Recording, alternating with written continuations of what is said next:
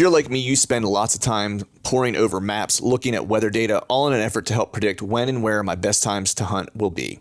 It'd be nice if there was a reliable source with all this information in one place. Enter the Spartan Forge app. Unlike some other predictive apps on the market, Spartan Forge was created from military combat intelligence experience tailored for hunters, and stands at the nexus of machine learning and whitetail deer hunting. No more man-made algorithms. This is a predictive model based on real GPS collared deer data, historical and predictive weather, and the next level of mapping imagery, all at my fingertips. I've been using the iOS app this season, and it has replaced all my other mapping tools. Visit SpartanForge.ai and sign up today, or head to your iOS or Android app store. Use the promo code TRUTH to save some money and download it today. Mobile hunters, if you're interested in upping your mobile game, then head to tetherednation.com and check out their saddle gear. There are a few things you can actually buy that will help you become a better deer hunter or give you the freedom to hunt any tree or any situation. This is the reason why I started saddle hunting in the first place and why I use Tethered's gear. I can honestly say that Tethered's saddle gear has changed how I hunt for the better. Big tree, little tree, from the ground, it doesn't matter. I'm untethered by my gear to hunt the best setup for the situation, instead of hunting for a tree that my gear can use. My current core setup consists of the Phantom saddle, tethered one sticks, and the Predator platform, along with an assortment of their accessories. So if you want to up your mobile game, head over to tetherednation.com.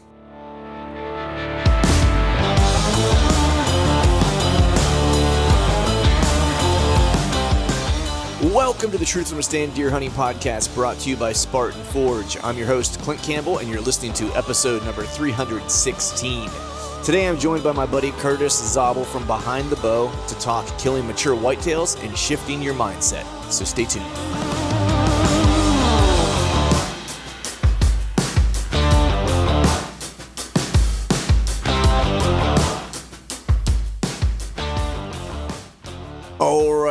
All right. What is up, everyone? Happy Wednesday to you. Hope you're doing well. Hope you are feeling fine. And Merry Christmas. A few days delayed. Hopefully, everyone had a good Christmas. Got to spend some time with some family. For us in PA here, the late season has come back in, so plans to get back out and try to fill a buck tag here at the late part of the season. Got 2 weeks statewide, roughly, to get to the North Piece, and it's not looking good up there just based on some of the weather conditions and actually not so much the weather conditions, but more so the road conditions. A lot of them don't get serviced.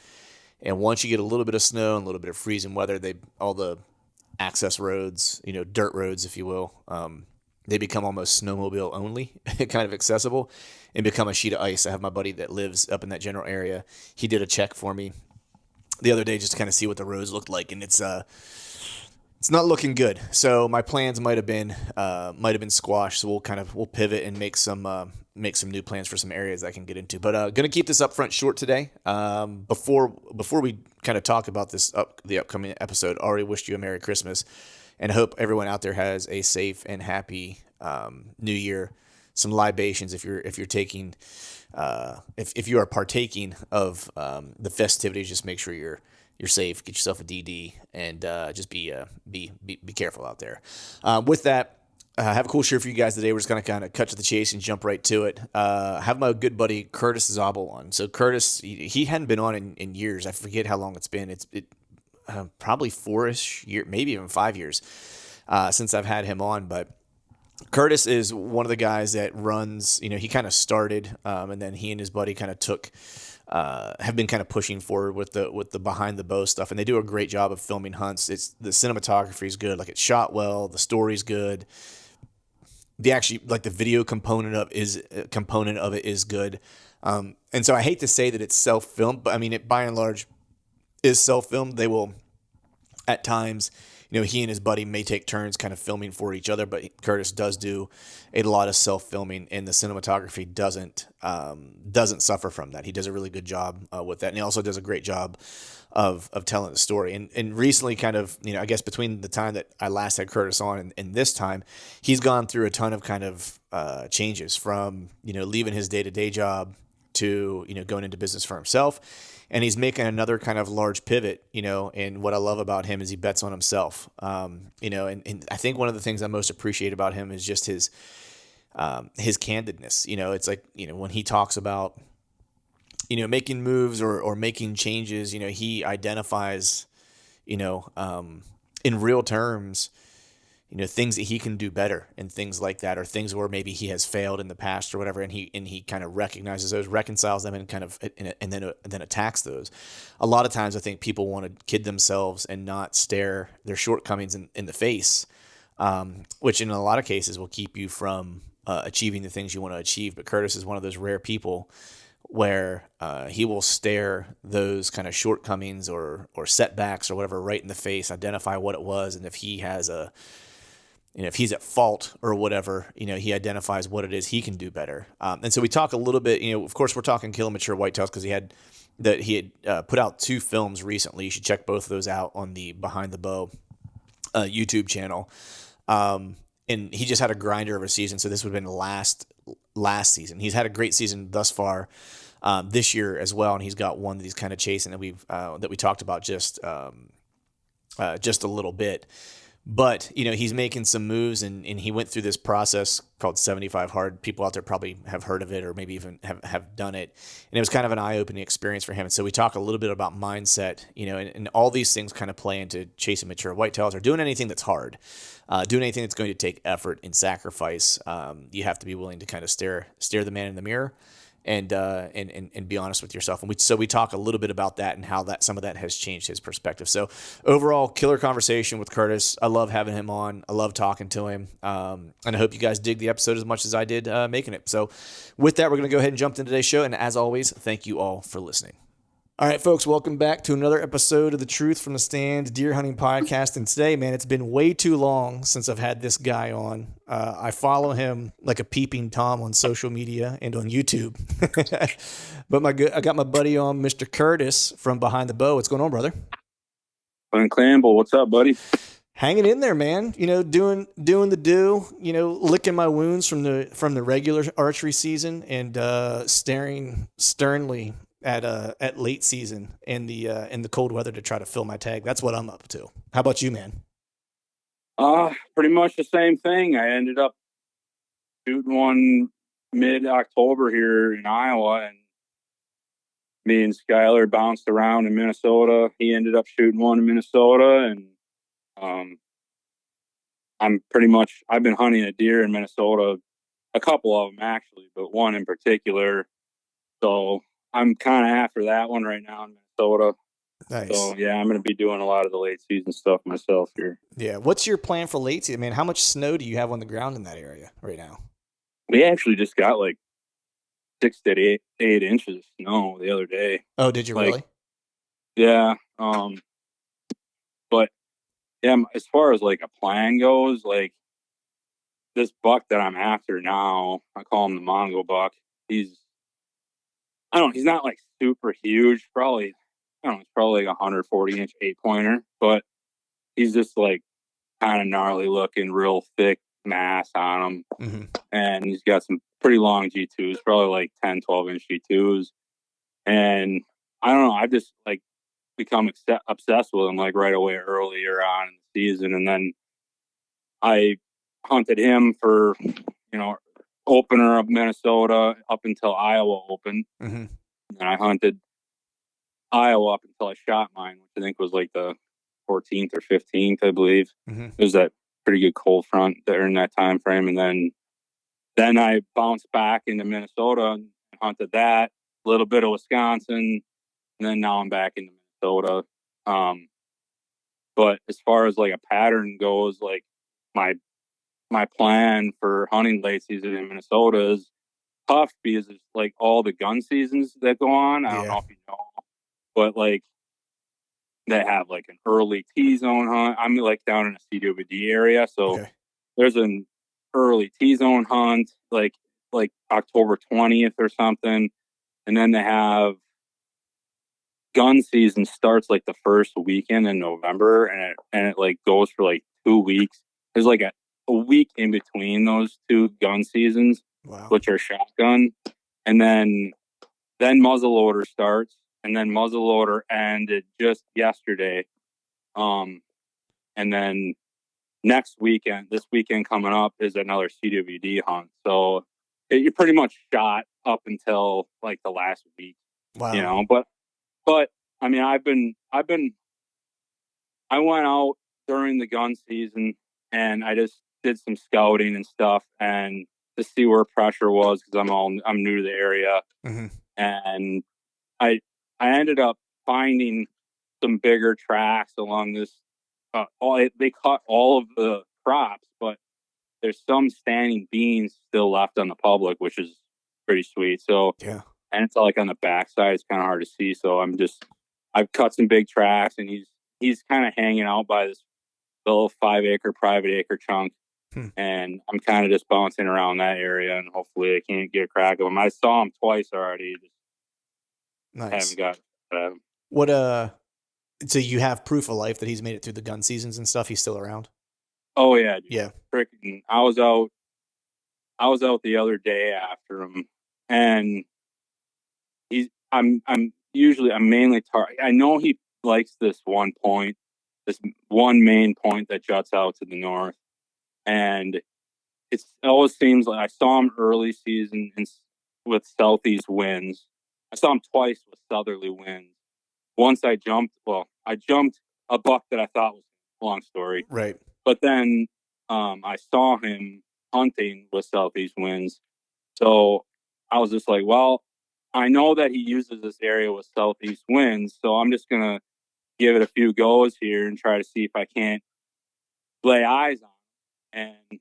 And he's like real close to the parking lot. Like Hmm.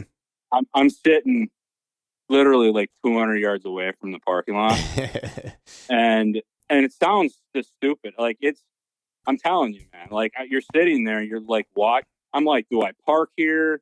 I don't Right. know if I could come in from the bottom. Like I've been trying all different access points. Like even like right away early season, I was just like, I don't know where I should be parking because there's so much stuff where these bucks could be bedding that they could see so much.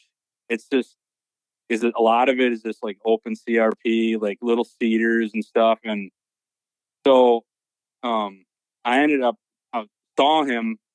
I thought he was going to be coming through that draw, but he actually I've been learning, and he crosses this draw and then walks the leeward side of this point all the way back. And I don't know his exact point bedding spot, Mm-hmm. but I know like he beds over there with a southeast wind, and I saw him cut across 50 yards away from my freaking truck. And literally, I'm sitting there on the ground. There's no trees to sit in, and I'm wearing my orange. It's like 10 degrees out, southeast winds, and he comes cutting across right by the parking lot. I'm filming him. I'm like, oh, there's my truck in the background. Like, this is sweet. Like, what the hell, man? And I'm just like, I was going to try to go cut him off because I figured he was going to be walking to the north, and he was quite a ways south of me yet, and I was going to cut him off. And I was like, well, it's like dead calm. I'm filming myself on this tripod, and there's like frost like on my lens. And I'm just like, this isn't gonna work out the way I Right. want. The GoPro was dying because there was like battery stuck in. I was like, I guess I'll just sit here and hopefully try to catch up with them. Right. And then I had a couple hunts after that. I haven't laid eyes on them since like a week now, I believe it is. Mm. And I'm actually in Wisconsin right now working. I'll be back there hopefully hunt tomorrow or Wednesday morning. So Nice. Man, how do you manage filming from the ground, dude? Because like I mean, I don't do the level of filming that you do. I'll take a camera with me. I always tell people this. It's like I always start off the beginning of the year with like the best intentions, where I'm like, I'm going to take my camera every hunt this year, and then by like hunt 3, I'm like, F this thing. I'm like, I'm like, I'm not taking it anymore. This thing sucks. I'm tired of carrying it around. You know what I mean? And it's nothing. It's not like a big production, man. It's literally just like a Sony AX53 like 4K handy cam. You know what I mean? And a GoPro and like a Lone Wolf custom gear pocket arm. Like that's it. You know what I mean? It's nothing. It's not like a big production, but because I end up in a lot of ground setups too. And I'm always like, and those are the actual hunts where I'm like, man, I would actually film this if there was a tree close enough for me to put like a camera arm on or something like that. Because then it's like I'm not worried about getting up into the tree and setting it up in the tree. It's just a little simpler. But how are you? Because I've tried that turkey hunt and taken like a tripod and stuff like that. And it was just like a disaster. So I've just stopped filming whenever I hunt on the ground because I'm like, I can't, I just screw it all up. So how do you manage all that going on while you're on the ground? I mean, dude, I don't blame you. It sucks. I mean, I hate, I, I don't like filming. I don't like hunting off the ground, period. Right. Just because most of the spots that I'm hunting, I can't see much. Right. So it's like, especially off the ground, it's like, this is sweet. Like, I might be able to hear them coming if it's calm out, but Yeah. I mean, for the most part, I don't really like hunting off the ground. But just this particular area, there's really not a whole lot of good options. So it's like, I guess I'm stuck sitting here. But um, I guess I don't film and hunt, like self film my ground hunts. That I mean, like Mm. I don't, because I don't ground hunt that much. But when I do, I just have a simple tripod set up, and then I mean, it's it's clumsy because you have to stick the three legs out, and Right. that's not, takes up a lot of room and stuff. But I'm mainly pretty much, I'm setting my camera up. I'm camouflaging it up. Putting branches all over the tripod and stuff, so it's not sticking out like a sore thumb. And I'm putting it in one spot, and I'm leaving it there. Okay. And I just duct tape a GoPro on my limb, my bow limb, and I'll do some interviews like on my phone or my GoPro, and that's just as good as it's going to get, because I'm not, when it comes to self filming off the ground, like I'm not pumped about it to begin with, and I'm just Mhm. like, this Yeah. is the way it's going to be, dude. Right. Right. No, I get it, man. It's like whatever's going to get the job done at that point without the extra hassle. It's Right. I'll tell you what, man. It's like I used to hate hunting from the ground, and hunting Kansas has changed my tune. It's actually it has become one of my favorite ways to hunt. Um, and it partially is just from being out there because the experience is just so different because everything's wide open. Like I agree with you here in PA, areas that I'll hunt off the ground, it's like it drives me a little bit crazy because I can see like 5 feet in front of me, and I'm like this is awesome. It's like not even Yeah. there's not even anything to look at. It's just like Yeah. you got to get real zen and then just enjoy the solitude. At that Yeah. point to enjoy it. What's so this deer that you're after in Minnesota, man? Are you is he, I mean, is there, you said there's beans nearby. Are you playing that, late season food pattern, or is there a different plan for him? Well, I'm hoping that, so there's the hard part about where I'm hunting right now in Minnesota is like, even early season worse. Now they got a lot of the cover off. Mm-hmm. They took down a lot of the crops. Most of the oaks are dried up. But I mean, dude, early season, it is extremely difficult to like figure out like what direction, if you find their exact bed, Mm-hmm. like what direction are they going to go from that bed? Because literally 360 degrees around them is food. Mm-hmm. Like there's, he'd be hitting that oak tree. He could be hitting that oak tree. He could be going down to that bean field. He'd be going up to that bean field. He'd be going over to the corn over there. Like it's literally a 360-degree circle of food. And it's makes it real tough to, like, for me anyways, to like find a good pattern to where you can kill them. Mm-hmm. But as far as like later on in the year now, I mean, they cut most of the crops, most of the, acorns are gone, and all there is that standing bean field in the back. And I don't think a lot of people know about it, to be honest, because you have to like walk back there to see it. Like you can't just see it from the road or anything. So I'm pretty pumped about that. I've been kind of just like laying low, hunting just right next to this little farm, right next to the parking lot, because I know he uses that area. But I'm starting to kind of work my way back towards to where I think he's betting. I Mm-hmm. just don't want to, like, I know I saw him, so I don't want to like completely ruin it by going back there and messing it Right. up because I don't You have know he's exact. right. He's there, and Yep.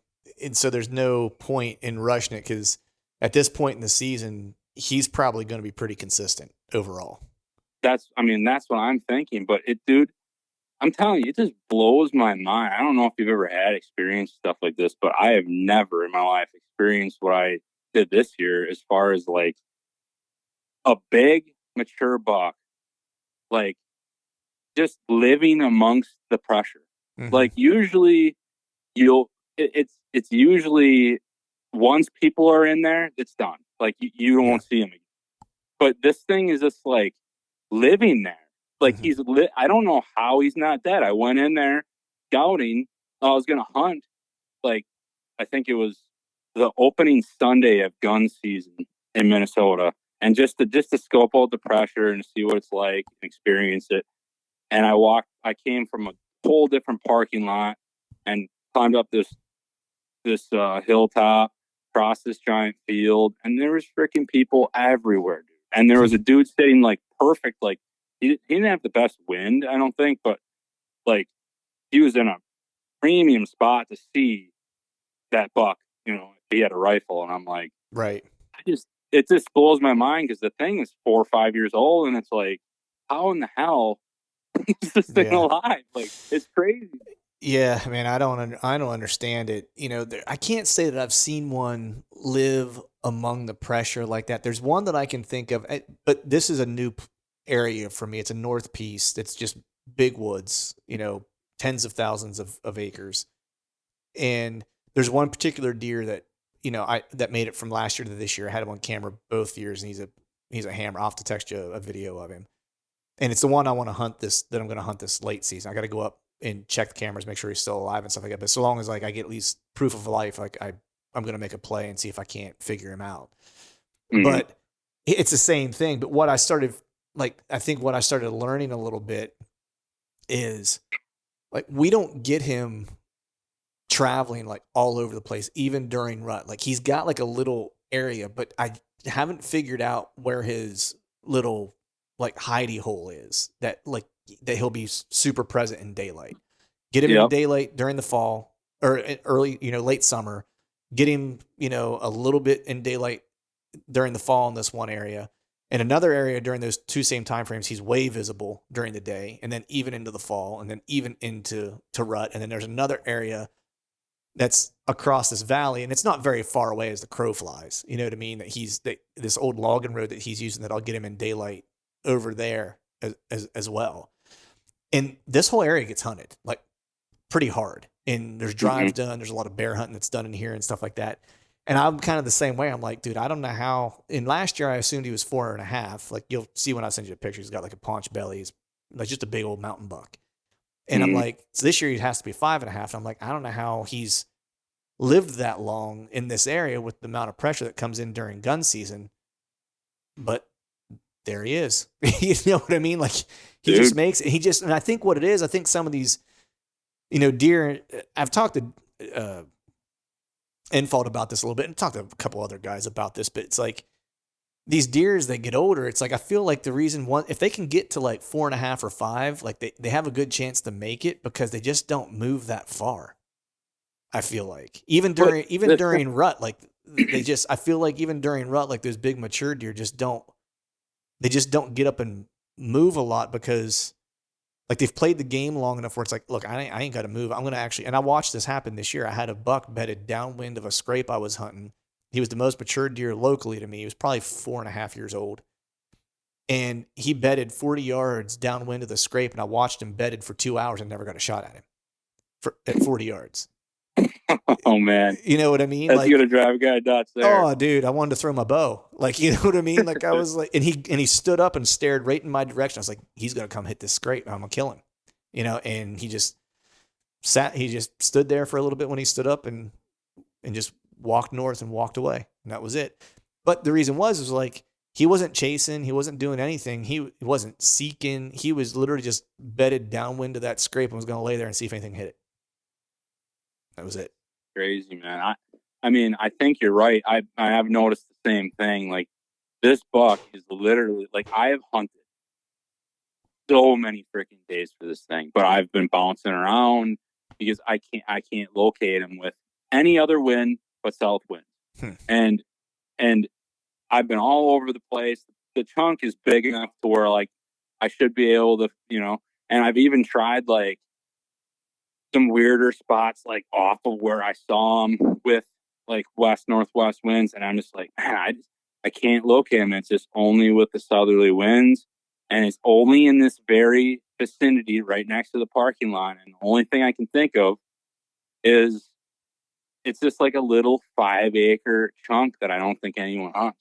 Right. And I think he's probably in there somewhere, but that's not where he's bedding, because maybe during the gun season, but Right. a lot of the times when I'm seeing him, he's coming from or going to that point, which is all public. So Right. I don't know. Yeah, man, they're wiry, dude. They'll just live right underneath your nose, and you not even know it. You know what I mean? Dude, yeah. And there's lots of like real nasty draws in this spot too. And I was scouting early season, and I actually ended up kicking up a buck. I mean, this goes to show you though too. I ended up kicking up a buck. I don't know. It was like, or mid September sometime, Mm-hmm. after one of my bow hunts in the morning. I'm like, I just got to figure out more stuff. So I got down. I was walking around, just you know, scouting around and stuff, and I was like up right next to the bean field, private edge, and there's this little hole in the ground, and I went down there and I found a bed, and I'm like, oh, it smells like a buck in here even, and all of a sudden I hear it get up, and this thing got up and ran, and it was literally 5 yards away from me. He was just sitting in this little hole, like nasty thorns and vines. I couldn't even see him when he got up, and then I jumped up to the top and I saw him, his little 2-year-old running away. But I was like, that just goes to show you, it's like things literally could probably dig a hole and not move whenever you wouldn't even get them. You know what I mean? Yeah, yeah. I mean, they'll just lay there and they're just as content to let you walk by. You know what I mean? Mm-hmm. Especially if they have a hole like that they're just like super confident in. Yep. And especially if they have escape routes. Right. Then Yeah. But man, so I wanted to ask you, man, because it's been a while since you've been on, since we've had a chance to talk. It's actually been a few years, which is crazy. But you ventured. I'm always excited when people do this, and when they venture off on their own. So you left what you were doing for your day job, which is always kind of, I'm sure, a little bit scary and nerve wracking, and ventured off into business for yourself. So how's that been working out for you? You digging it? Yeah. I mean, yeah, I am. I mean, it's definitely, in my opinion, better than like a 9 to 5 job. But I mean, at the same time, I mean, it's definitely not easy either when you don't know exactly where your next paycheck's coming from and stuff like that too, So, Right. I mean, for anyone that doesn't know, I guess, like, just a little backstory. I was a machinist. Well, I was a machinist for like 8 years. I did the school, like tech school, like part-time, full-time machinist. And I don't know, I didn't hate doing that. It was kind of like, I never was like the college kid. Mm-hmm. I'm not going to go to like a 4-year college or anything. Like I'm going to be honest. When I was younger, all I did was like drink and do stupid stuff, when I was like 18 to like 24, just Right. complete, just teenage kid. And I mean, I didn't really even have goals for myself when I was 18. Like, Right. a lot of these younger kids that I see talk about stuff, I'm like, man, that kid's got a good head on his shoulders. Because when I was that Oh, I age, was an idiot. like, Yeah. yeah, dude, like I was just completely out of the loop as far as that type of stuff. I just was just like, oh, where are we partying this weekend? Right. Type of shit, Right. And well, so I mean, I kind of just got out of high school, and just there's some dudes, or my girlfriend's dad's uncle or something was like, hey, you want to be a machinist? Drinking in a garage, I was like, yeah, sure, whatever. Right. Sounds like a good plan, right? It's like I don't have anything else going, so and it's a good skill, regardless. Yeah. Yeah, I mean, so I mean, that's kind of the road I took, just kind of by just some dude asking me if I wanted to do it, and I was like, I guess might just as well. So then I went to school for that, learned a lot about that type of stuff, and I'm glad I did that and stuff. But I've always filmed things. I've always filmed my hunts about, like, since I was like little. Like, I don't know when I started filming like my actual hunts, probably like 15, 16 years old. Mm-hmm. But like I even like like I used to skateboard all the time. I used to like film all that. Yeah. It was just when I was really little, we would have these like big giant cameras with like the fade switches and stuff, and Yep. like, and we just messed around. Like I guess the video stuff has always been a big part of my life, even not hunting related. Mm-hmm. And so then I always filmed my bow hunting, and I don't know. I probably told the story a couple times. I don't know who, but I mean, um, there was a girl that wanted me to film her wedding, and I was like, no, I'm not going to film a wedding, because she saw like, some of the behind the bow stuff, and then she offered to pay some money, and I was like, oh shit, I guess I'll film it, you know, Right. Right. and ended up filming it. And actually, didn't kind of enjoyed it, and then so I ended up filming a couple more weddings solo, but then Skyler was just getting out of the Marine Corps, my buddy Skyler that I Yep. do behind the bow with. And I was like, hey, dude, or I don't even know if it was him or me, but we're like, maybe we should just film a bunch of weddings and make a bunch of money doing that. Right. And so we did like 8 weddings, which it definitely wasn't like the most fun in the world. Like after a couple of them, you're like, all right, I don't know if I want to film weddings, Right. you know. Right. But I mean, but you learn a lot, and that kind of evolved into some more real estate type work, and Mm-hmm. then like different businesses and stuff, videos for different businesses and like corporate type stuff. And I was Mm-hmm. like, well, shit, man, I could probably end up, you know, quitting my machine job and just film stuff. So um, me and Skylar ended up doing that together. I ended up quitting my job. We lived in an apartment together, like $500 a month apartment, you Mm-hmm. know, and pretty much as cheap as we could go. And we made it work. Um, and then he eventually, we actually got into a pretty big argument, and that's a whole big deal. But then I ended up taking that business, and he ended up going and doing something else. And now he owns a floor coating company, Mm. and I'm doing the video stuff. But I'm actually trying to transition right now from like filming other things Mm-hmm. to like going full time bow hunting. Hmm. That's my plan, anyways. Okay. Nice.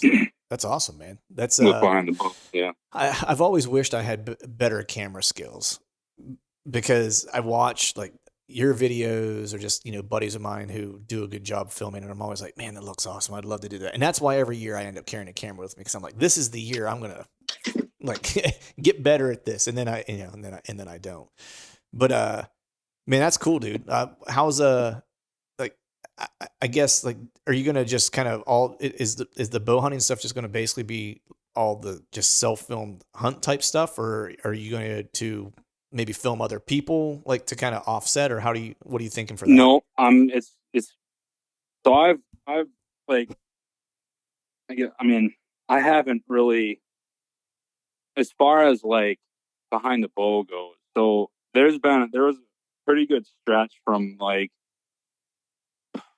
I don't know. I mean, me and Skylar stopped talking to each other. We got into a fight or whatever, and then like I just kind of stopped putting out behind the bow content.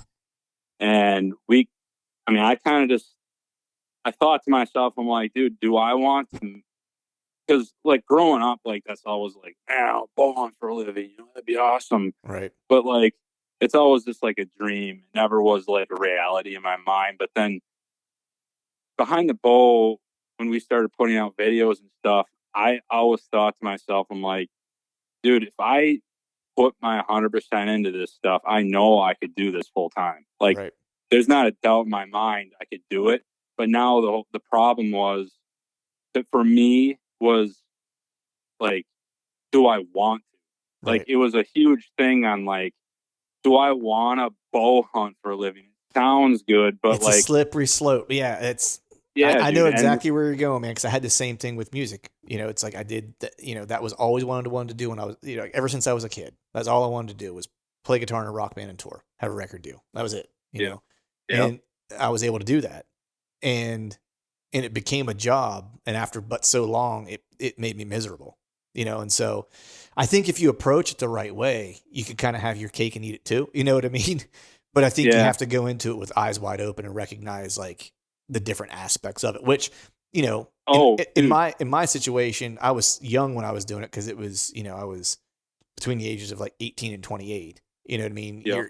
And you've have more life experience to where it's like, you can walk into it knowing full well what you're kind of walking into. Oh, for sure. Yeah. And I hear you there. And like it literally took like everyone's up my ass all the time. Get the behind the bull videos out. We haven't seen anything from you guys in 2 years and all that stuff. The whole reason for why you don't see anything is because I'm literally sitting here thinking, I'm blocking myself from doing this because Mm-hmm. it's all in my own brain. I'm like, Yep. do I want to continue doing this stuff? And and there's all sorts of different things going through my mind. Like, I don't even want to get into all of it, but like, it's just Yeah. the amount of thought I put into like, should I keep doing this is Mm-hmm. just everyday thoughts, like Yeah. for 2 years straight. And it's just like, finally, honestly, I was doing really good with my video business in Appleton, Wisconsin. Was making way more money than I've ever made in my life. Mm-hmm. And I mean, I worked all the time, but Right. I, I could do whatever I wanted to do as far as financial goes. And I was just sitting in this little apartment, kind of just thinking, I'm like, what am I going to do? And that moving to Iowa thing was always in the back of my mind. I was Mm-hmm. like, do I pull the trigger and do it? Because if I move to Iowa, I'm going to do this behind the bow stuff. Right. And I just thought to myself, we went bow hunted there in 2020, and it was like after that, dude, I was just like, I Sold. love this shit, dude. Yeah. And I was like, you know what? You're never gonna be like, no matter what you do for a career, there's always gonna be days where it's not gonna be, you're not gonna like it, and that's not gonna go as planned. But I mean, even if you have those days bow hunting, or obviously I'm not going to be bow hunting the entire year, which also makes it hard. Right. You don't have the content, Right.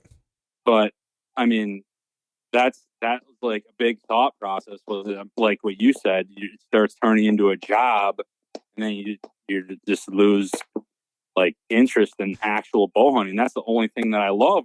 You know what I mean? Right. Right. Yeah. So I mean, it's the point you made about, we'll find any reason of our own to get in our own way. Like we're real good at that as humans. You know what I mean? for We'll sure. we'll create reasons why we can't do something or why we shouldn't do something or whatever. And I think and I think the thing that sometimes people miss is that anyone who's ever done anything has sat at that same kind of precipice of like fear of failure and trying to talk themselves out of things and stuff like that. But the difference between those who did and those who didn't is that those who did eventually just said, you know what, I'm doing it anyway. And that's it. That's all it took was just that. Yep. Now it takes a lot more to be successful, right? Like, people who, take that leap and are, and are successful. There's a lot of grind that happens and stuff like that, and that's, kind of, to be expected, but anyone can start and try. You know what I mean? Like there's, For sure. anyone's capable of doing it. So that's interesting, man. I didn't know that was the reason why you moved to Iowa. Cause I knew you had moved to Iowa, and this is how long that it's been since we've talked. Cause I saw when you moved, I was like, part of me was like, damn, man, envious. I've always wanted to move to Iowa. And then, and then I was like, in the back of my mind, I'm like, man, I wonder what he's up to, cause I was like, Yeah. when someone moved, cause look, I love Iowa and, um, but there's a handful of reasons why you move to Iowa. If you're a bow hunter, you're likely moving there because you bow hunt, because the population centers are kind of in very specific areas, if you're moving there for like a job or whatever, you Yep. know what I mean? Yep. And so when you moved, I was kind of like, I was like, I wonder if he's moving because he's got some things moving and shaking. And so now I think I got the answer. Sounds like you're moving and shaking. Yeah. We'll see how it goes, I guess. I mean, Nice.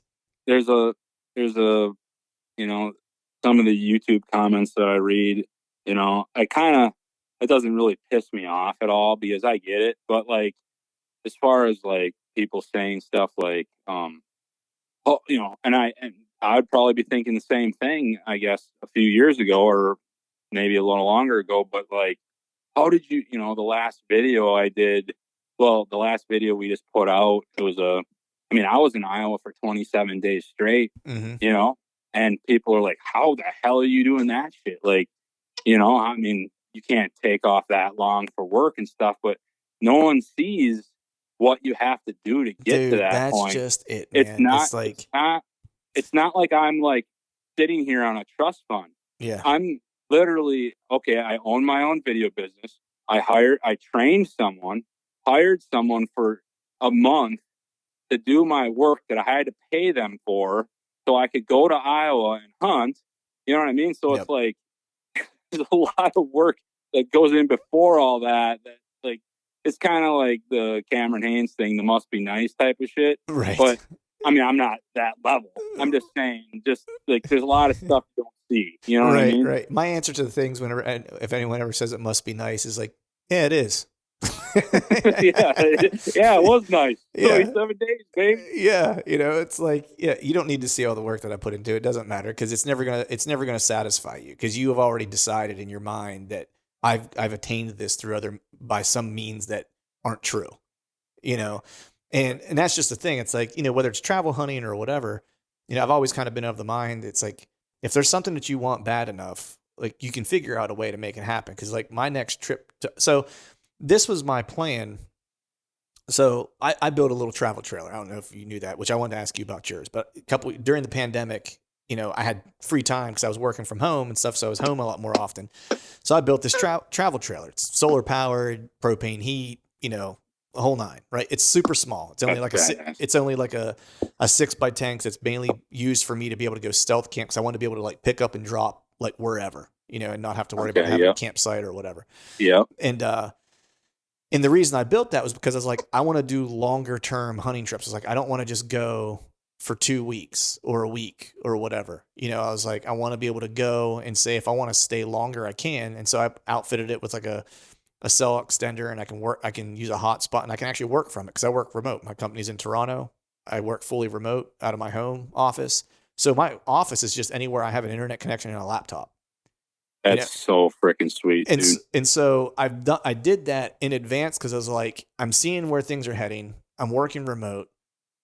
Chances are, if I can help it, I'll never take another job that I have to be in the office for any significant amount of time ever again. Yep. And with that, that means I can go hunt. And it doesn't mean I can take off a bunch of work necessarily. But the thing is, so this is my plan. You know, I did this a little bit whenever I went to Kansas this year. So because it's a long drive, I left on Tuesday because I wanted to hunt like a full week, and then I had to get back because it was, you know, the week before Thanksgiving, I think.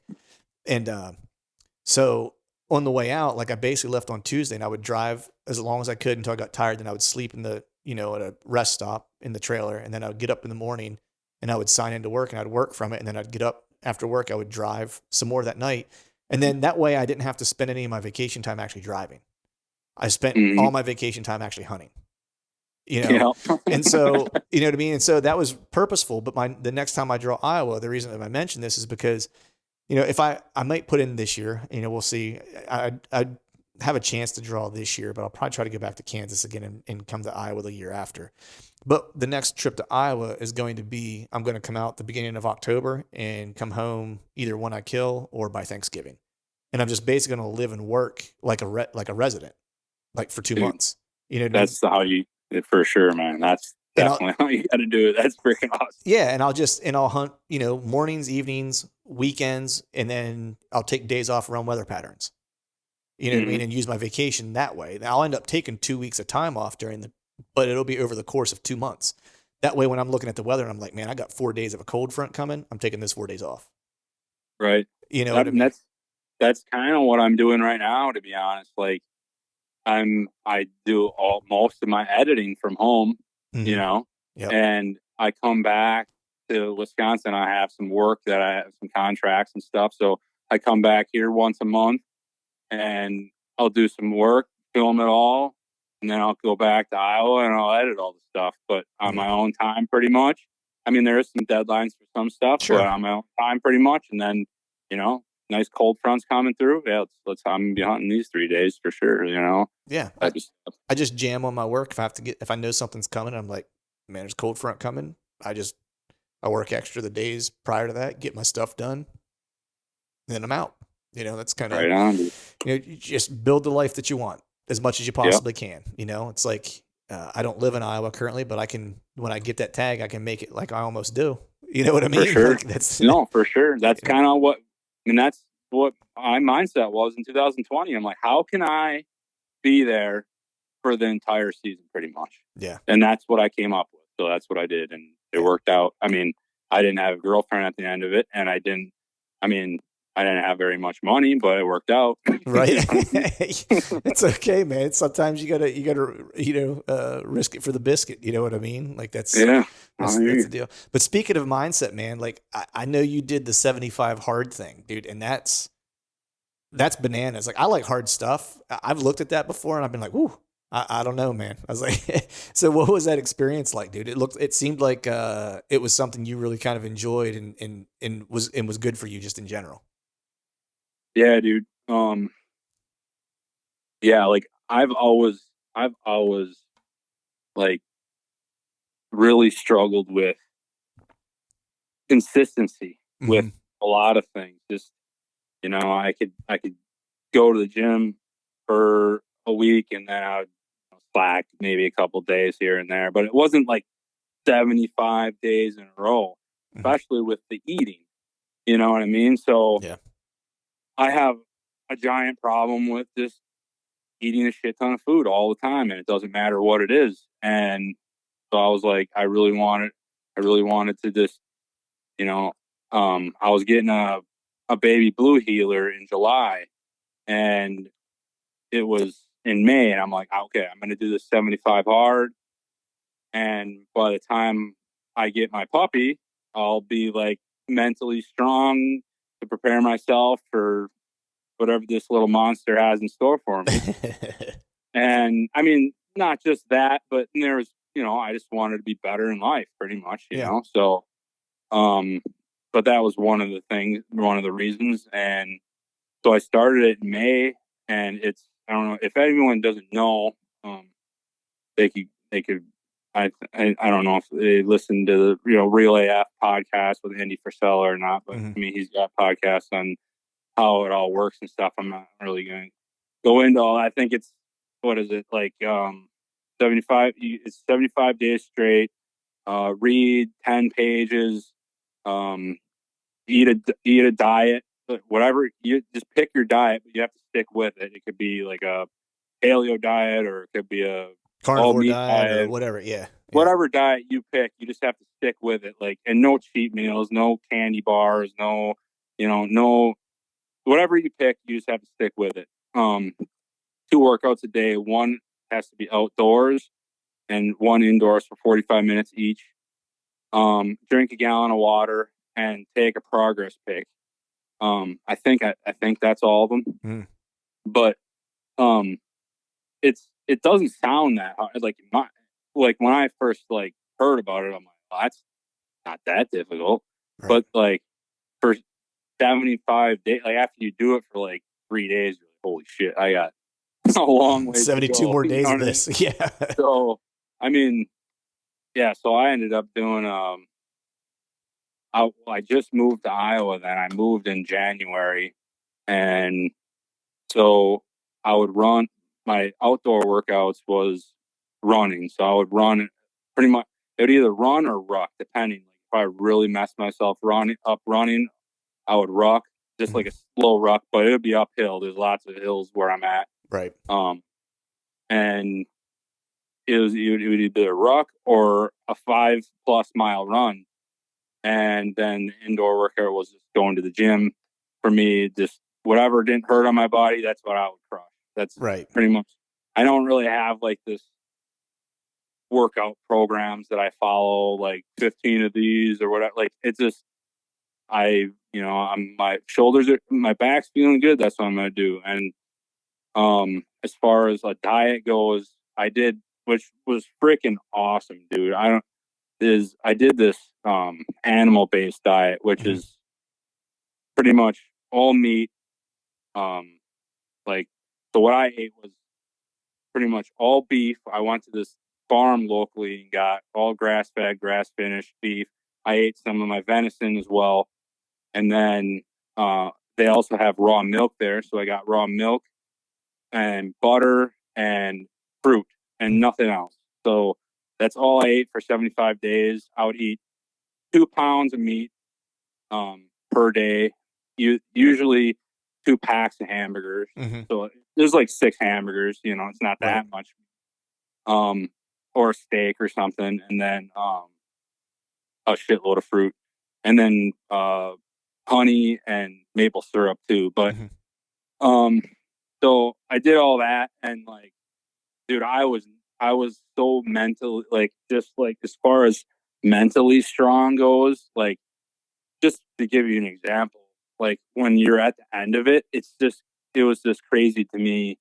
Like I was like running, like I think 4th of July, I ran like 15 miles, the most I've ever ran in my life. Like, dude, I'm not Damn. a runner. Yeah. You know what I mean? Yeah. And it was just like, it was like constantly up in your game. Like, I'm Mm-hmm. just like, 5 miles, dude, that's shit. I'm going to go for 10. You know what I mean? So then you go to 10, and then I'm like up to 15. I'm like, shit, dude, should I do a marathon my last day just for the hell of it? Right. And, I'm just like, not like sign up for one, but run, Just go the run. that Just go run amount. one. Yeah. Yeah. And dude, I don't know, man. It was really freaking sweet. It's And it's interesting when you kind of, or not you specifically, but when a person like commits themselves to something, and then they start to see the progress, how like there's this thing in your mind that flips from this sucks, I don't want to do it, to I wonder what I'm capable of. Because that's it starts to show you it starts to reveal to you how much of your potential you're not using.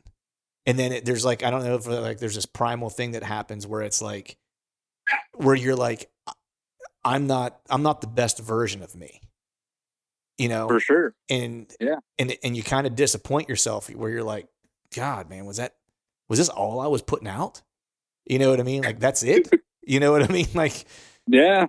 No, I 100%, I hear you there, because it's like, I was like, but it takes time to build that oh, up too, 100%. Yeah. like It's not done in a where day. Yeah, with exactly. the running for me, it was like, I hate running, but like at the end of it, I'm like, man, I loved it. As soon as I put those shoes on, I was like, I'm ready to roll.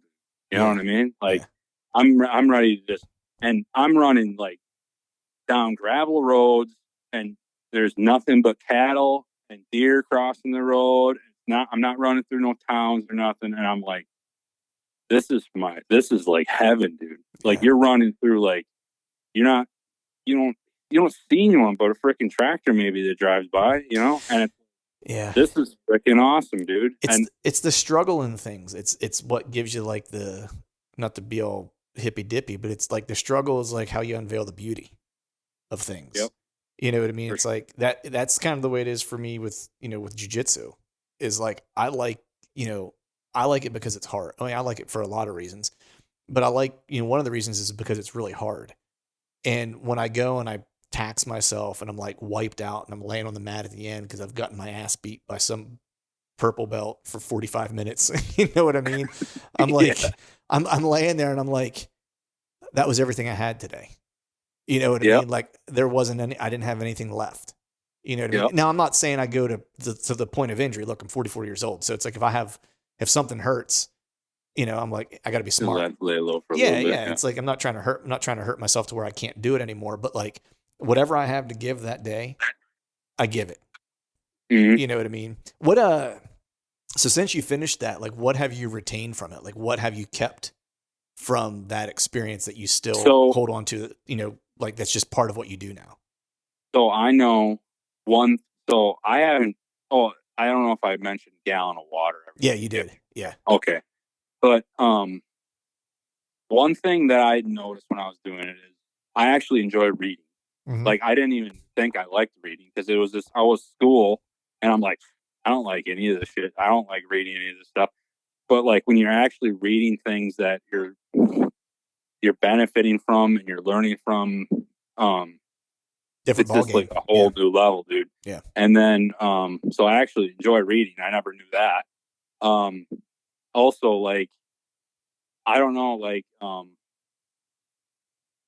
as far as like how far you can go with something, Mm-hmm. you know what I mean? Like, there really is no limit. I mean, I could have just kept going and going and going. And I don't know where I would have ended up. You know Right. what I mean? Like, but I'm just gonna be honest. I tanked like hard after it. Did you? So yeah, dude. So like, um, I I went and picked up my dog with my sister, and it was like 2 days after that we drove to Ohio, and like you're in the car for I don't know how many hours straight, 12 hours there and back, and like where are we gonna eat? Oh, we'll go to Culver's, Right. and like dude, I haven't keep in mind I haven't eaten a thing but meat and fruit and I loved it. Like it was like I was like pumped to eat it every single day. I never got old to me. Yeah. And we stopped at Culver's, and I'm just like, man, this is going to be amazing. Thinking to myself, like, I haven't had Culver's in a long time. Right. And we pull into Culver's, and it was like disgusting. Yeah. Like the I think that's the biggest thing is the awareness that I've gained Yeah. through what I was putting in my body and like all the things that just kind of just like fog your brain Mm-hmm. as far as what you're putting in your body and stuff is pretty crazy to me because I was like so sharp, Mm-hmm. like thinking wise, like everything. Yeah. I ate paleo, or I'm sorry, I ate not a paleo diet. I ate a keto diet for probably 3 years straight. And That's a long time. yeah, and I would have like, moments of like, it's like if we were at, someone's birthday or something like that, it's like I might have like a glass of bourbon, or whatever, but that might be the only thing that I had that wasn't, keto in like that particular month, you know. Yeah. And when I first started, probably like the first 6 months of it, I was super diligent about it. And then after that, it would be like, once a week I would allow myself to have not like a full like cheat meal or cheat day. It would be like a cheat thing. You know what I mean? And that would be it. It would be like maybe today it's like I'm gonna have a piece of pizza, like on Saturday, and that'd be the only thing for the week or whatever. Because I was constantly trying to stay in like ketosis or whatever. But you're right, man. Like the mental clarity of that stuff. When you kind of lock in on a diet like that, where you kind of get rid of all like the processed foods and stuff like that, it's unreal. Like I'd never experienced anything like that. It was almost like a out of body experience to a degree. Dude, 100%. And like, so I ate that Culver's and it was like disgusting. Mm-hmm. And I've never eaten Culver's where it was disgusting. I'm like, is this that bad? I'm like, my sister's like, I don't think it's that bad. I'm like, this is horrible. Like, it doesn't even taste good. And then we ended up eating Taco Bell.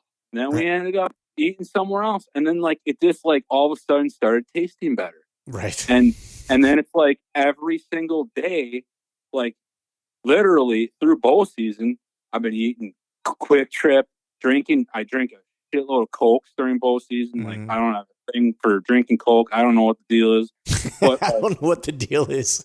Dude, it's just like I just went off the deep end with this shit. And it's like I'm aware of where I can be and where I need to be. And I'm planning on being back to that point. But it's just like it's crazy to me. I think, I'm kind of a conspiracy theorist, I guess you could call me, but like just the amount of stuff that they put in our foods and shit, man. Like it's just mind blowing. Yeah.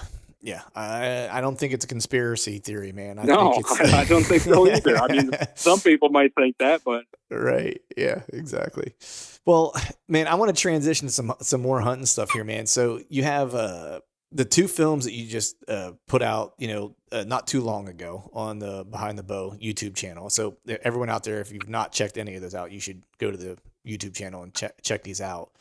But you mentioned you were on that 27-day grinder, and I watched that. I watched Skylar's, and then I watched yours because I watched them in the series, and it got me pretty pumped to come back to Iowa just in general. It actually got me pretty stoked for late season. But the area that you're hunting, I don't want GPS coordinates. I don't want specifics or whatever. I want to talk more just about what it's like.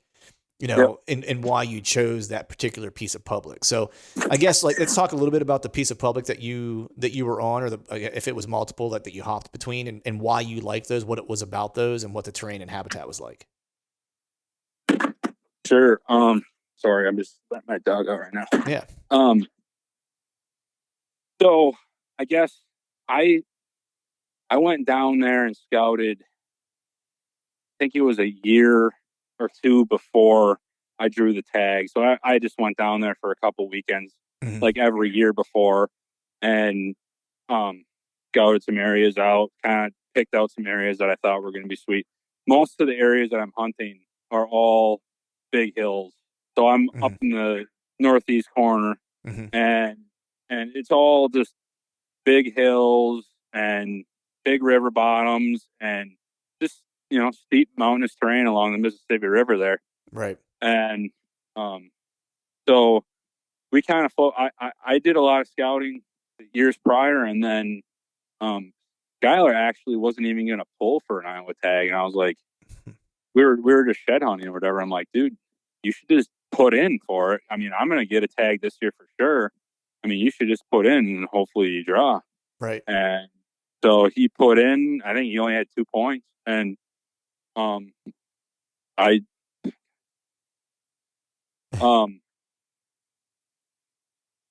so I ended up pulling. He ended up pulling, and then we went down there in the summertime. We did a bunch of scouting in the summer, and just trying to locate deer as far as like inventory goes. Right. And just to see, try to. Our main goal was to just find some areas that had like dense populations of like bigger bucks. Mm-hmm. We weren't going after like a freaking booner. We were just wanted to shoot something that was nice. I was trying to hold out for like a 140, 150 incher, but Right. but we both ended up shooting 2 decent bucks. Mm-hmm. I mean, Skylar shot a real nice one that was on Halloween, and then I ended up shooting one later on. I had some opportunities earlier on that I fudged up on a couple of them, and then I let a couple of them walk. They were pretty decent, but ended up shooting one on November 17th. Yeah. Whenever you're looking at some of these pieces, because I think people that maybe haven't excuse me, haven't hunted Iowa before might think of it as just like a lot of farmland, which there is a lot. But like the one thing that's interesting about Iowa is that there's a lot of habitat that's diverse. Like you do have your farmland, but you also have you'll have hills or bluffs depending on what area you're in. You'll have areas that are just kind of, that could be, timbered, that are super thick. I've hunted some areas in Iowa that are like that. You have river bottom country, and I didn't hunt river bottom when I was in Iowa. I actually hunted river bottom on the border of Iowa when I was in Missouri. It was literally, I was looking across the river at Yep. Iowa. And Yeah. then there's areas that you get into like almost like Kansas, like CRP type of areas. You know Yep. what I mean? So you have almost like a little bit of everything. Like when you're looking at a piece, like, what types of things were you looking for? I know you like to hunt hills and stuff like that, but were you looking like, I want something that's got some CRP, or, was there anything specific that you were looking for in terms of habitat outside of just like the terrain of being, hill country? Well, honestly, I started out hunting. I just really love river systems. Like I really like wanting to kayak. Like the perfect setup in my mind is to find that spot where you can literally just kayak up to the tree, no ground scent, and you have this premium pinch right in front of you, type of shit. You know what I mean? Yeah. Yeah. Um, I mean, it takes a while to find spots like that to like narrow them down to like real fine tune them. Mm-hmm. But like, I like a lot of the river access stuff. So I was doing a lot of kayaking in the beginning, but I just wasn't getting on deer. I mean, was getting on some deer, but nothing super crazy. And then, but also, I mean, we're looking at like, I feel like the steeper the terrain, I just really like that steep, nasty I was going to ask you terrain. about that because I was noticing a lot of your setups and even Skylar's in the videos from this year.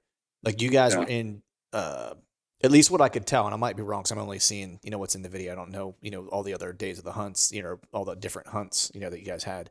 But it seemed like you guys were often in like some kind of super steep draw. Yeah. Is that pretty? Yeah. I Is that mean, pretty typical we for you hunt. guys? Yeah. I mean, a lot of times I just feel like I'm hunting a lot because it's for me. I think the access is pretty crucial. Just coming up a lot of those drainages and Mm-hmm. just setting up. So you're not walking any edges or anything. You're literally you walk up like freaking rocks all the Mm-hmm. way up to the top, and you get up into a tree. You cross a couple big cruising trails up top and set up. Yeah, because And even if you cross them up there, it's like at that point, if they hit your ground zone, at that point, you likely have a shot. oh, for sure, they're toast. Yeah. Yeah, I mean that's typically pretty much. I mean, you're pretty much if you're going in and you're looking, you're like, all right. I mean, typically we're hunting the top third, but Mm-hmm. I mean, there were some times we were hunting low, Well, that was like but for Skylar's the buck, most right? It part, was like a lot of the sign was low, and you had a bunch of trail camera pictures of that buck down there, which was kind of like the opposite of what you guys were thinking, right? well, right. But I mean, a lot of the spots that we were hunting in Iowa, and goes to the same as all the stuff that we hunted in Wisconsin, is most of the stuff we hunt is these hills are so freaking close together. Like Mm-hmm. there's not a big bottom, so it's like you can't control the wind very well at all. Right. And it's like this. I mean, we were gonna that morning when Skylar shot his. We were actually our plan was to hunt that top, then we were going to move down to that bottom like midday and hunt that scrape, and then go back somewhere else and hunt in the afternoon. But I mean that hunting those bottoms when there's any sort of wind whatsoever, it's like you're not you're almost getting lucky at that point because it's like I at least for me, I mean there's I guess sometimes when I hunt bottoms and I have like a wide open and the wind's like coming across Mm-hmm. and like the feet like open and going up the draw and then the thermals are going up the draw and I don't know if you can picture that, but Yeah. so everything's going up that same route and if you have some like cruising action down below, like a good funnel down there or something, you could set up. But I've never really had any good luck staying even, you know, somewhat low just because of the Yeah. wind all Yeah. over the place. Yeah. I mean, it's the same thing with like if you're trying to hunt a bench or something like that. Those are always tricky to hunt. It's like you might be able to hunt it off of one wind, maybe. Right. You know what I mean? And, Right. and Yep. it's probably got to be a stiff wind. It can't be like a 1 to 3 mile per hour variable. You know what I mean? Like Yep. you're going to be Yeah. blown up at that point. It's like, no, you need like a stiff, like 15 mile per hour wind. You know what I mean? To know that, by and large, you're going to have, this wind direction, regardless. For But sure. what, so how was your October, man? I know Skylar killed there on Halloween, but how was your October kind of leading up to that? Cause I know you ended up filming for him before he, as he killed his, but how did your October kind of play out just in general? Yeah. So I got down there. This is kind of funny. I went down there. I think it was October 20th was my last day that I was gonna be working in Wisconsin, and I drove down there with the trailer. And I was my goal was just to find a place to go, like park the trailer, Mm-hmm. And so I went to a environmental office, conservation office, and I was just asking around about stuff, just kind of getting some information. And I just I was, hey, I mean, does anyone know of any like local farmers that I could pay to just park this thing on their farm for a month, Right, right. And they're just like a month, and they're just kind of all like, I don't know, and they're like, are you like filming and stuff? So I guess there's a lot of guys that hunt and film in Iowa, and I Right. think they've come across this before, and I was like, yeah, well, what's the name of it, or behind the bow? Um, there was a lady in the office. She ended up calling her husband, and her husband directed revert to calling one of their neighbors or something. And he was a farmer. And I got on the phone. He was like, let me talk to him. So I got on the phone with him in that conservation office, and he was just asking me some questions and stuff. Mm-hmm. He's a good guy. And he was just really concerned. He didn't want any like negligent stuff happening, which is it's understandable. totally fine. Like, yeah, for sure. Like, I mean, you don't want to be letting some poachers on your land or whatever, you know. Exactly. So, I mean, he was just kind of really concerned about it pretty much the whole time we were there. He just kept a good eye on us and stuff. But he ended up, I mean, we ended up going down to his shack and drinking, and just a really good guy. But, right. Yeah, so he ended up like, yeah, you can park up by our corn bin and just come over to my farm and I'll show you where it is and stuff. And I pull in and I literally pulled in the driveway. He's the garage door is going up. He's standing there looking at me. He's like, no shit. I just watched you on YouTube. I was like, holy shit. So it was kind of funny. And then we walked into his house and he has deer mounts all over his walls and stuff. And it was literally weirdest shit ever because I walked in and I could hear my voice on his TV. Oh, that's hilarious, dude. I'm like, wow, that's super weird. But yeah, and then I mean he must have pulled up behind the blower or whatever after, you know, I talked to him at the office or whatever. But it got the trailer set up, and once we got that set up, then it was game time, and I pretty much was just doing a bunch of scouting and trying to find some spots to hunt, and pretty much my whole earlier on was kind of a bust. I mean, I had I don't know. I think the biggest one that I had an opportunity on was probably like 120 inches. Mm-hmm. And I was kind of hoping for something bigger, you know what I mean? Especially that early. And I was kind of just not finding what I wanted to find. And then Skylar came down and he was having action right away, hunting a different chunk. And he was like, dude, you should come hunt this because there's deer all over the place. Right. So we started kind of tag teaming that spot. And I had like one of my best days ever. I think it was like October. Yeah, it was October 30th. Like saw like over 50 deer from the tree. I'm like, this is ridiculous, man. That's awesome. And ended up passing a couple of decent bucks. And then I was thinking to myself, I'm like, there's no way I can self film this shit anymore. Like it's starting to get like ruddy. You know what I mean? Where the deer are moving, they're running, chasing. So I was like, we kind of both agreed.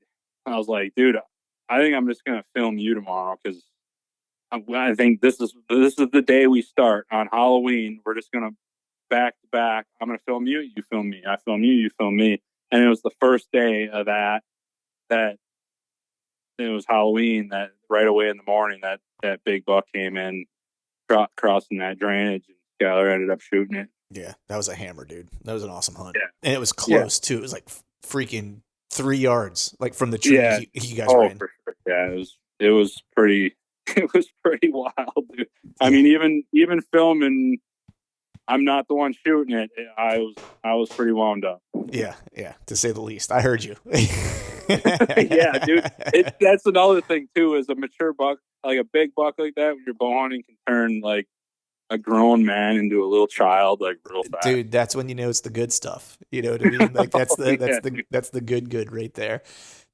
So Skylar kills that buck. It's a hammer, right? And then you're basically now in November. You're headed into November at this point. You're days, like you're actually weeks at this point into this hunt, and those long ass days can be a chore, especially when you get into November and like it's all day sits. It's not, a lot of times all day sits, you might get down and you might move and change a spot or whatever. But to what you said earlier, it's getting ruddy. Deer can come from anywhere. You really got to kind of have your stuff together and be paying attention because one could creep up on you and be 10 yards behind you and you never hear it, like type of thing, depending on wind and how dry it is and stuff like that. So, How are you staying or trying to stay locked in, especially on those long ass hunts like that? Well, I mean, I guess it's, it helps when you actually, honestly, when you got another guy in the tree to Yeah, keep 100%. yourself sane. Like, you're just sitting there. And we had some horrible weather, like the Yeah. first week in November. Like, it was, I don't know if you remember, I don't know if it was different in your area in 2020. It was a long time ago. But Hmm. I mean, it was like 70 degrees pretty much like every single day as a high. Hmm. It would still get down pretty low, like, in the mornings we would have our best opportunity, like right away in the morning, like they would be moving all over, but you could Right. just tell that they're running real hard at night and just laying down. And so it was pretty rough. Like we Skylar ended up filming me for up until I think it was like November, I don't know, 12th or 13th maybe or something like that. I Hmm. think he stopped filming me, but that whole time frame we had, I mean, I had a couple opportunity. I had one opportunity. It was like, I'm pretty sure it was November second, first or second, that some of the stuff just didn't make it into the video to where I couldn't even, because we just had really shitty footage and like it just Hmm. didn't work out. But like there was a there was a point in time where I think it was November 1st. I had a real big buck that we had on camera.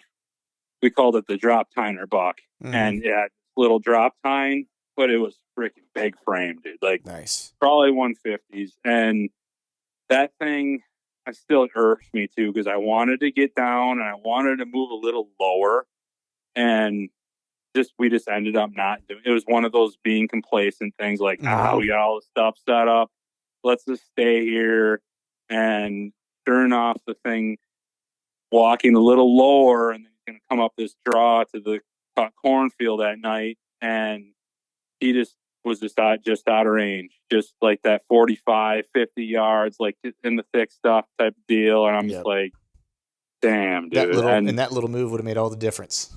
100%, Yeah. Yeah. and it's just literally 30 yards down, and you would have crushed them. And it's, you know, it was that happened, and then there was a couple instances like we got down at 9:30 to move the tree because we weren't having any action whatsoever, like anything past 9:30. Hmm. It was literally like we would sit all day, we would not see a deer all day long, and we would only see them from like when it got light out till 9:30, and then like an hour before dark. Right. And it's, but you never know. It's Yeah. November, so you got to be in the tree, and we were trying to hunt water and moving around, bouncing around, trying to figure something out. Just ended up, that was a struggle, but we ended up getting down once at like 9:30, and there was a buck in that video that I wasn't planning on shooting, but then um, I ended up seeing him, and I was like, yeah, I would have shot him. Right. And it's the horse face buck, Yep. and he was at like 30 yards from me when I was on the ground. We just didn't have any footage of it, so I didn't put it in the video, but he was literally standing there 30 yards. I had my stuff on the ground, and I'm looking at him. I'm like, wow, like there's too much stuff in the way. I couldn't shoot him, and It always kind of works out that way, man. Like it yeah, just, man, but you had been, so even in the video, you had been drawn back a few different times and had good deer in range where, just like a shot, like you just kind of mentioned, never materialized. And I know for me, when something like that happens, I'm just like, oh, you got to be kidding me. Like, is this ever going to freaking come together? Like, what do I got to do? You know what I mean? Where it's like I'm in the right yeah. spot and it just doesn't seem to be breaking my way. It's like, what are you thinking when those opportunities present and just don't work out, especially when you have like multiple of them? Well, I mean, okay, um, like as far as like those types of opportunities, not the miss. Like the miss, I was kind of pretty mad about for a little bit, and I Mm-hmm. got over it. But as far as like the close counters and stuff, like it's just it's just one of them things, man. I'm just like, it just almost feels like I'm used to it, Mm-hmm. to where it doesn't even like really affect me that much anymore. Like just like Yeah, that was close. That's bow Like hunting. Yeah. that's how it is. That's like, what am I supposed to do about it? I mean, I guess that's just how it's gonna go. I Well, mean, then you try to learn you can't let it rattle you because you don't know, especially in November. Like you don't know when the next opportunity is going to pop up. for sure. It's like if you let it kind of fester, it's like, man, you might screw up 1.5 hour from now because you're still pissed off about the thing that happened 30 minutes ago. Oh, and we've done that Yeah. on multiple occasions when we were younger too. Yeah. All sitting there like, oh my god, I can't believe that happened. All of a sudden, you look behind you and there's another one right there. Yeah. Type of thing. But like, I mean, it's just happened so many times like that. I'm just like, whatever. And here's another example of that didn't happen in 2020, but this happened this year, dude. It was so I went back and I was hunting the Mongo buck, Mm-hmm. and there's another buck in the area that I call a chocolate monster, and he's bigger than the Mongo buck, and I just name him just so I'm like aware of like So you know which so I one's can which. talk to Yeah. Skylar and be like, I saw this buck, Yeah. instead of Yeah. that 10-pointer, Yeah. And so I ended up figuring out that I thought I jumped the Mongo buck early opening day, but it was the chocolate monster. Because I jumped him, like, man, that thing had dark horns, but he looked just like the Mongo buck. Mm-hmm.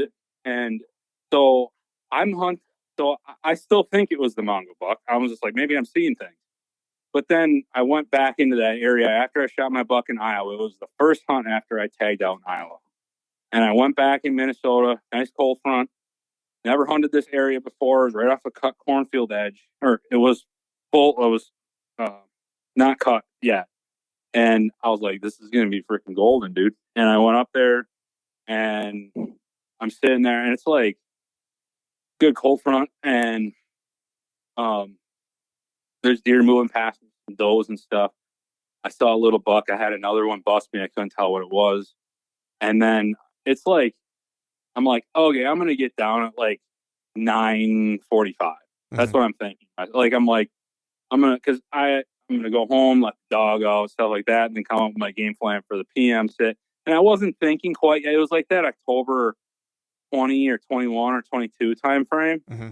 where I'm like, not like that all day sit yet stuff, but I probably should have sat longer than 9:30 because I started packing up all my stuff and I just lowered my bow to the ground and I flipped off the rope on my tree stand or from my tree stand. And I started like taking off my camera arm, Mm-hmm. and all of a sudden I hear something, and it's the chocolate monster, and he comes and he's just cruising. He's like looking for does. Oh, It's like man. October 20th, and he comes cruising right by me at like 25 yards.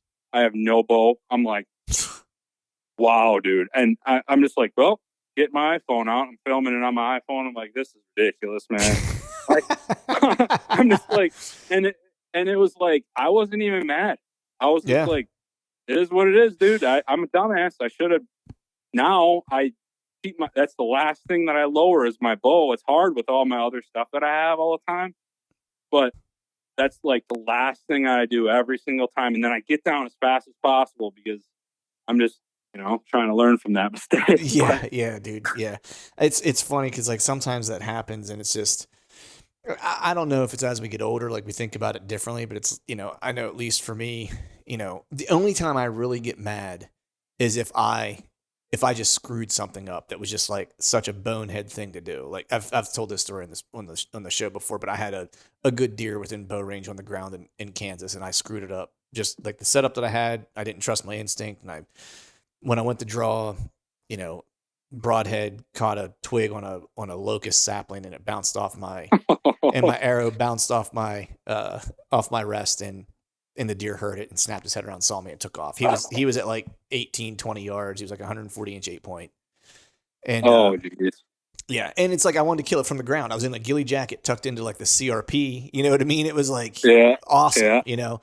And that was one where I was mad about because I screwed that one up. But I've had things where it's like, man, I had a big one on the last day that I was there at. Like, we ended up at the same spot at the same time, and he was all mad. And there was another buck that was close to us, and like the light hadn't cracked yet, so I couldn't see him. And he was right behind the tree I was that was tucking into, that was going to brush in under. And I snort wheezed him to like 25 yards, but I knew there were saplings there, so I couldn't take a shot because I knew that there were saplings in front of him. I just couldn't see them yet. Right. And so I had to just watch him walk away, and he was like 150 plus mainframe 10.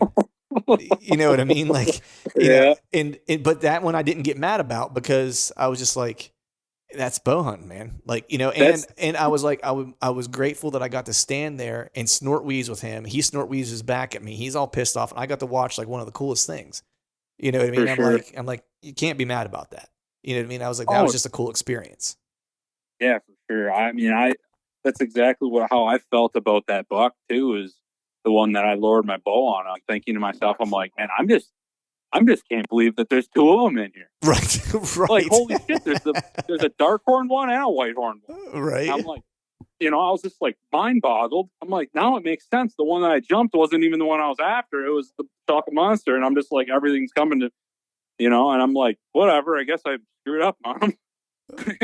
It's not like it's not like I like, you know, I rather have that type of stuff happen to where you're like do like a, you know, lower your bow hat and all of a sudden the thing walks by you, rather than like shooting in the guts or something stupid like that. You know what I mean? 100%, dude. Like, I would much rather have that type of stuff happen than that. So yeah. I guess I don't really that mad when it comes to that stuff. Right. So you ended up killing a deer then on the 16th of November. I'm pretty sure it's the date it was. I was watching the video. I think it was 16th or 17th. Yeah. And so what was the setup on that final hunt where you filled that tag? Like, what was the access like? What was the setup like? Because it almost looked like there was some CRP that was around there. Yeah. So that was a pretty crazy deal, because that buck is the same buck. The buck that I killed is the same buck that I missed in that video. Ah, dude, I didn't know that. And that buck that I missed, he died in the exact spot I missed him. Oh, that's weird.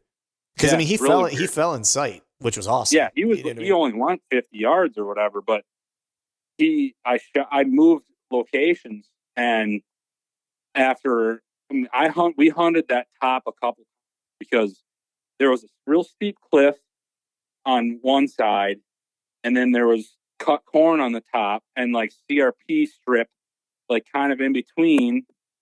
And so a lot of these deer, I think they were either they were cruising that edge of that cornfield to pick up a doe trail to go back to bed, or it was just a natural funnel through there, because it was either you go down low through the river bottom or you're coming up top. It's a real steep cliff there. And that was, it just was this thing, a natural, you know, funnel for them. Right. And plus, you know, when you add up the corn being up there, the CRP being up there, it all just makes it even better.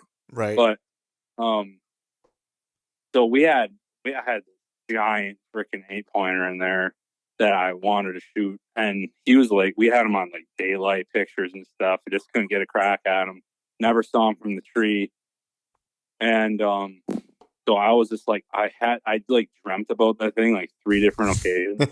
Like in that trailer, I'm like, I need to kill that thing. And so I just kept going back to that area, and I bounced around to a lot of different chunks, but I just finally ended up going to that spot. It was pretty much, I walked straight up to my tree, and I'm trying not to do any zigzag, and I'm trying to just go straight up. And when I can see my tree, I'm pretty much, you know, I'm really cautious. I'm being really cautious on where I'm walking, obviously, because they could be coming down below me too.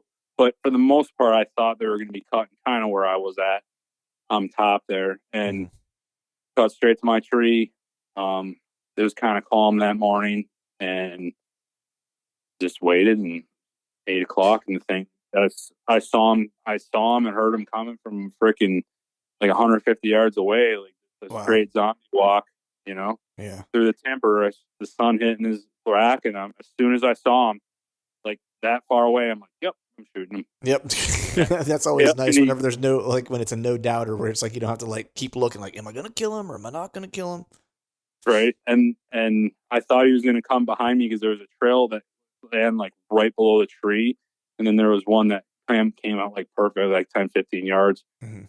And I had the camera over there, and because there's a doe that went through there first, and then when I heard him starting to like snap some stuff going towards the CRP, I'm like, all right, swing the camera around, let it sit there, draw my bow, and he walked through and flung the arrow and toast. Now, did you realize right away that that was the same deer that you missed, or when did you realize that?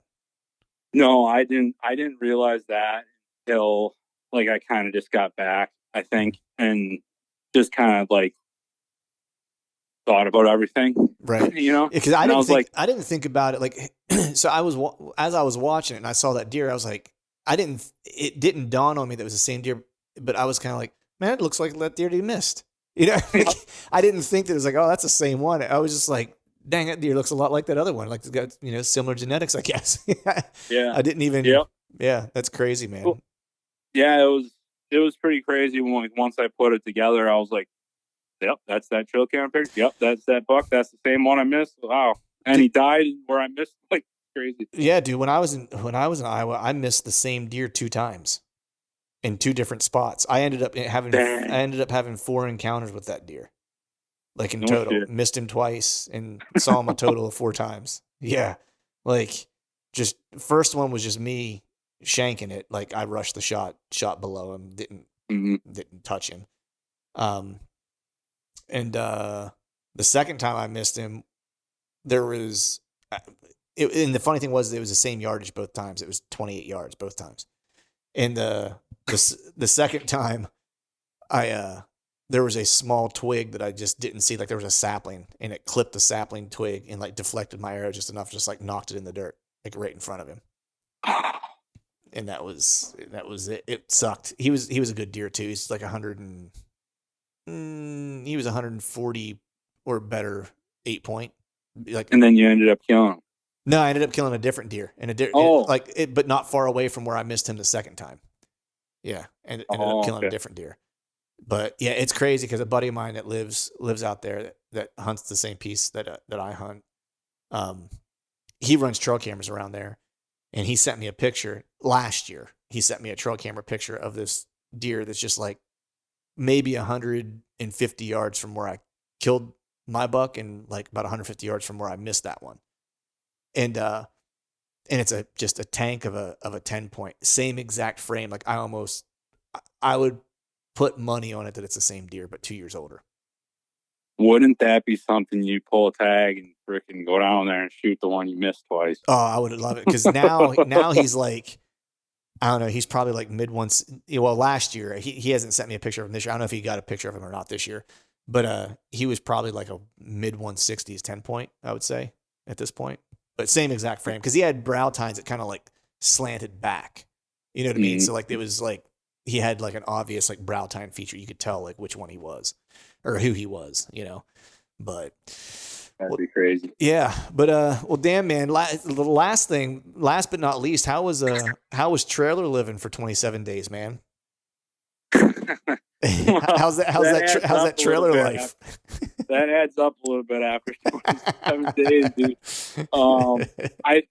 We ended up getting the night that Skylar shot is ended up driving to a shitty motel Hmm.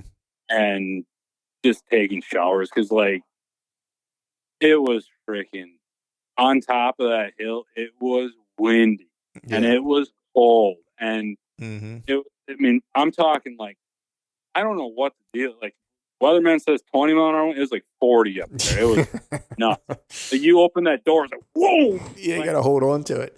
and yeah, so I mean, we had this little pop up shower. We Hmm. had shit in this little but we'd dig holes. We had this little like portable shitter, and Hmm. I mean, you know, whatever. You Living go out there and living that good nice and life. cold, and yeah, Yeah, you that's know, awesome. you don't didn't really shower. It was kind of a pain in the ass to set the little shower thing up, so we Hmm. didn't really shower as much as we probably should have. But Right. yeah, It's what baby wipes are for. That's right. That's right. I'll have to send you the video of my little travel trailer because I got a heated shower on the inside of it, like a portable heated shower. There you go, dude. That's what we need. Yeah. So, and I built it myself. I put it in like a little Pelican briefcase and everything. Like it's pretty slick setup. I'll have to send you the video of that. Yeah, for sure. So you can implement that into your repertoire. But well, we don't have that anymore. We actually ended up selling it, and then Skyler bought it for his business because he's coating floors and stuff now. So right. He ended up using it for that. But so it was kind of sad to see it go. But at the same time, I think your setup would be a little bit better just because, I mean, it's like pulling that giant trailer around. Some parking lots don't give you that much room. Yeah. You know what I mean? So it's like, and I've had 3 guys in mine. Like dang, the first year I had it was me, my buddy Chad, and I was doing Tethered was filming while kind of following me around with the camera while we were in Missouri, and so my buddy Zach was filming the whole thing. And I got a pretty slick setup where it's like I have a bunk in the back, and then Chad likes to sleep like a vampire, so he has a hammock that's strung from one side to the other. He sleeps in the hammock, and Chad he and I travel together every year somewhere, like so that's kind of why I built it so we could at least 2 of us would have a place, you know. And then sure. And then Zach just kind of slept on a pad on the floor, you know, and we were, you know, it was tight quarters when we get up in the morning to get dressed and to eat and stuff like that, but you know. In the evening, you gotta do what you gotta do. Yeah, in the evening you sit on the floor and you lay, I lay in my bunk bed and we shoot the shit or whatever it was. You know, we have plenty of room. You know, so. For sure. But well, brother, I appreciate you coming on, dude. I'll be sensitive to your time. Let you get on with the rest of your evening. But before I let you go, let people know where they can find out more about Behind the Bow. Let them know where they can follow you and get Behind the Bow information just in general. Yeah. Behind the Bow is _Behind the Bow _ on Instagram, and we're on Facebook, YouTube. Just type in Behind the Bow, you'll find us. And yeah, awesome, man. Well, I appreciate you coming on, dude. Let's not let it be so long between catching up. Yeah, for sure, man. I really appreciate you having me on. I know you reached out, and not like the biggest fan of podcasts and stuff. I'm kind of an introverted guy, but I had a good time with you. Awesome, man. Well, I appreciate you, buddy. Appreciate it. All right, folks, that is a wrap for today's show. I'd like to thank all of you for listening. If you haven't yet, please head over to iTunes and leave us a 5-star rating, and be sure to subscribe to the podcast. And while you're at it, head over to YouTube and give us a sub there as well. I'd be super appreciative if you do those couple things for me. And before I shut this thing down, I need to give a big shout out to our partners who continue to help us make this podcast possible. Tethered, Spartan Forge, Exodus, and Skull Brew Coffee Company. And until next time, we'll see y'all.